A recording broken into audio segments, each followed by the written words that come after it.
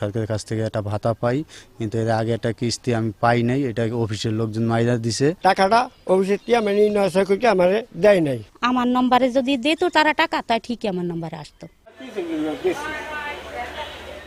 ওয়াজেদ মৃধা মাদারীপুর সদর উপজেলার মোস্তফাপুরের বালিয়া গ্রামের বাসিন্দা। একটি দুর্ঘটনায় কয়েক বছর আগে হারিয়েছেন ডান হাতের বৃদ্ধাঙ্গুলি। এরপর সরকারি ভাতার জন্য আবেদন করলে শুরুতে তার নাম্বারে কয়েক কিস্তি টাকা পেলেও গত জুলাই থেকে সেপ্টেম্বর মাসের ভাতার টাকা মোবাইল ব্যাংকিং নাম্বার পরিবর্তন করে নিয়ে গেছে প্রতারক চক্র। অফিসে বারবার ধর্ণা দিয়েও ফেরত পাননি সরকারি টাকা। এদিকে বড় মেহের গ্রামের বাসিন্দা আফরোজা বেগম চোখে কম দেখেন তিনি, আর ছোট ছেলে মেহেদি শারীরিক প্রতিবন্ধী হওয়ায় দুজনেই সরকারি ভাতার আওতায়। তাদের সঙ্গে একইভাবে করা হয়েছে প্রতারণা।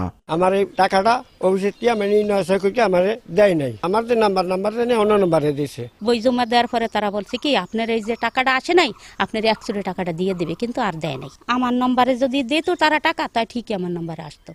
আমার নম্বরে দেয় নাই। বিকাশে কম খরচে ক্যাশ আউটের লিমিট বেড়ে 50,000, প্রিয় এজেন্টও 2টা।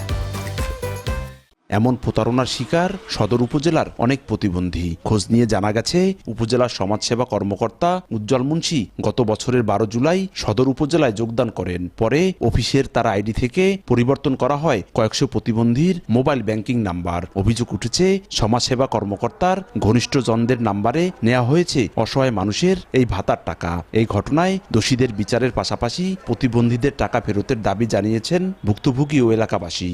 সরকারের কাছ থেকে একটা ভাতা পাই, কিন্তু এর আগে একটা কিস্তি আমি পাই নাই। এটা অফিসের লোকজন মাইরা দিছে। টাকা তো আমার দরকারই, এটা টাকা লয়ে গেছে নিচে তো ওই লোকেই। এরা গরিব মানুষ, অঙ্গহীন, এদের টাকা খাওয়া দণ্ডনীয় অপরাধ। এই লোকের টাকা যারা মারিয়ে খাইছে এদের বিচার হওয়া উচিত।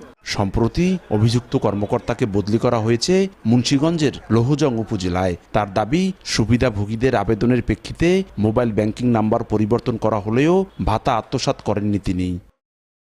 চলে আসার পরে মনে করেন হয়তো আমার বিরুদ্ধে কোনো একটা স্বার্থান্বেষী মহল, তাদের কোনো স্বার্থে আঘাত লাগছে, তারাই হয়তো এই জিনিসগুলো আমার বিরুদ্ধে আর কি করতে, কোনো কারণে হয়তো তারাও নাম্বার চেঞ্জ করতে পারে, অথবা এমন হইতে পারে যে নাম্বার চেঞ্জ করার সময় ডিজিট ভুল হইতে পারে।